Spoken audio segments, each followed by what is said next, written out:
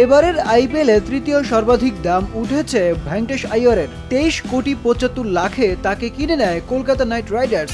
কলকাতা ভেঙ্কটেশ আইয়ার ছাড়াও pacer Anrich নরখিয়াকে 6.5 কোটিতে, Quinton ডিককে 3 কোটি 60 লাখে, মঈন আলী ও রহমানুল্লাহ গুরবাজকে 2 কোটি রুপিতে নিয়েছে। কেকেআরে আগে থেকে আছে রিঙ্কু সিং, বরুণ চক্রবর্তী, আন্দ্রে রাসেল ও সুনীল নারায়ণ। চেন্নাই সুপার কিংসে আগে থেকে আছেন মহেন্দ্র সিং ধোনি, ঋতুরাজ, রবীন্দ্র জাদেজা, মাথিসা পাথিরানা। এবার তারা কিনেছে আফগান নূর আহমেদকে 10 কোটিতে, রবিচন্দ্রন অশ্বিনকে 9 কোটি 75 লাখে, ডেভন কনওয়েকে 6 কোটি 25 লাখে, রাচিন রবীন্দ্রকে 4 কোটিতে ও স্যাম কারেনকে 2 কোটি 40 লাখ রুপিতে।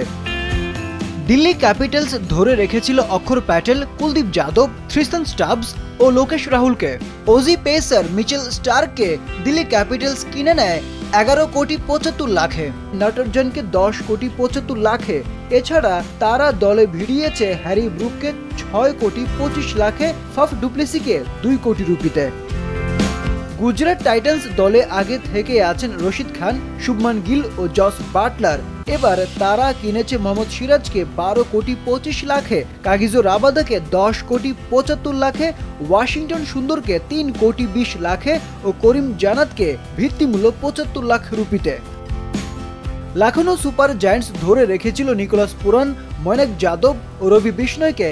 এবার ঋষভ পন্থকে 27 কোটি, ডেভিড মিলারকে 7.5 কোটি, মিচেল মারিশ 3 কোটি 40 লাখ, এডেন মার্করাম 2 কোটি ও শামার জোসেফকে 75 লাখ রুপিতে নিয়েছে।